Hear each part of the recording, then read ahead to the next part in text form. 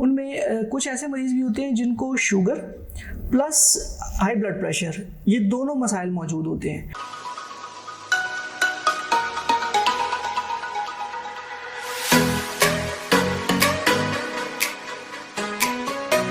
अस्सलाम वालेकुम, मेरा नाम डॉक्टर दानिश रऊफ़ है और पेशे से मैं फ़िज़ियोथेरेपिस्ट हूँ। जैसा कि आपको मालूम होगा कि हम डायबिटीज़ पे जो है वो एक सिलसिलावार वीडियो पे बात कर रहे हैं और आज हम बात करेंगे कि हमारे पास अक्सर मरीज़ आते हैं। मेरे पास जब पेशेंट आता है तो हम जब उनको एग्ज़ामिन करते हैं तो उनमें कुछ ऐसे मरीज़ भी होते हैं जिनको sugar plus high blood pressure ये दोनों मसाइल मौजूद होते हैं। अब ये सवाल पैदा होता है कि अगर शुगर भी है और हाई ब्लड प्रेशर भी है तो उनके लिए हम कौन सी ऐसी एक्सरसाइजेज या हमारा जो ट्रीटमेंट प्लान होता है वो कैसा होगा और वो कैसे हम उनको जो है वो इन कॉम्प्लिकेशंस में मैनेज करेंगे। आपको पता है कि शुगर और ब्लड प्रेशर जो है वो ये दोनों अक्सर मरीज़ों में साथ साथ चलती हैं और इनको भी मैनेज करना ये हमारी फर्स्ट प्रायोरिटी होती है। और हम जब भी पेशेंट हमारे पास आता है तो हम अपने इंटरवेंशन से पहले या ट्रीटमेंट से पहले शुगर और ब्लड प्रेशर को रेगुलर चेक करते हैं ताकि उसके अकॉर्डिंग हम जो है वो उनका ट्रीटमेंट प्लान या उनका जो फॉलो अप है उसको फॉलो कर सके। इस पे जो कुछ लोग जानते हैं कि कुछ एक्सरसाइजेज हाई इंटेंस की होती हैं, कुछ एक्सरसाइजेज लो इंटेंस की होती है। इसको अगर मैं यूँ आसान अल्फाज में बताऊँ तो कुछ एक्सरसाइजेज में आपको बहुत ज़्यादा जिस्मानी ज़ोर लगाना पड़ता है और कुछ एक्सरसाइजेज में आपको बॉडी का बहुत ज़्यादा ज़ोर नहीं लगाना पड़ता। अब एक पेशेंट जिसको जो है वो डायबिटीज़ और ब्लड प्रेशर दोनों मसाइल मौजूद हैं, जाहिर सी बात है अगर वो ज़्यादा ज़ोर लगाएगा या बॉडी पे ज़्यादा फटीग होगी या वो ज़्यादा हैवी एक्सरसाइजेज करेगा तो वो उसके लिए प्रॉब्लम बन सकती है। तो हम क्या करते हैं, हम उसको रेस्टिंग पोजीशन में या उसको ऐसा एक्सरसाइज प्लान बताते हैं जिसमें उसकी बॉडी को बहुत ज़्यादा जोर नहीं लगाना पड़ता, लेकिन इस सब में उसके मेटाबॉलिज्म को अच्छा खासा काम करना पड़ता है जिससे उसकी ब्लड प्रेशर और शुगर दोनों जो है वो अपने एक सर्टेन मेंटेन लेवल पे आ जाते हैं। दूसरी एक बहुत इंपॉर्टेंट बात है कि हमारे पास अक्सर पेशेंट आते हैं जिनको जो है वो डायबिटिक अल्सर या ज़ख़म बनना शुरू होते हैं। ये एक ऐसा मसला है जिसमें कि अगर इसको सीरियसली ना लिया जाए तो फिर ये बात जो है वो एम्पुटेशन तक या जो है वो ज़ख़म की वजह से उस हिस्से को काटने तक चली जाती है।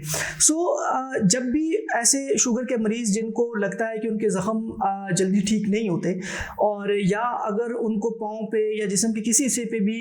जो है वो ज़ख़म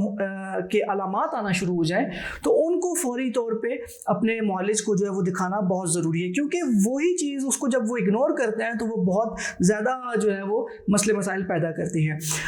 डायबिटिक पेशेंट्स में ये ज़ख़म बनते क्यों हैं और ये ख़राब क्यों होते हैं या बात एम्पुटेशन या टांग काटने तक या बाजू काटने तक जाती क्यों है?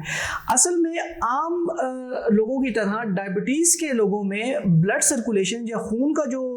तनाव होता है वो बहुत कम होता है। जिस्म के हिस्सों में खून प्रॉपरली जो है वो पंप नहीं हो पाता या टांगों में या बाजू में खून जो है वो मुकम्मल तौर पे गर्दिश नहीं करता, जिसकी वजह से जो है वो ज़ख़म और इस तरह के मसाइल जो है वो बनना शुरू हो जाते हैं। और जब एक दफ़ा ज़ख़म बन जाता है तो खून की गर्दिश प्रॉपर ना होने की वजह से वो ज़ख़म ख़राब होना शुरू हो जाती है और वहाँ पे बैक्टीरियल इन्फेक्शंस वगैरह बनना शुरू हो जाती है। तो फिजियोथेरेपी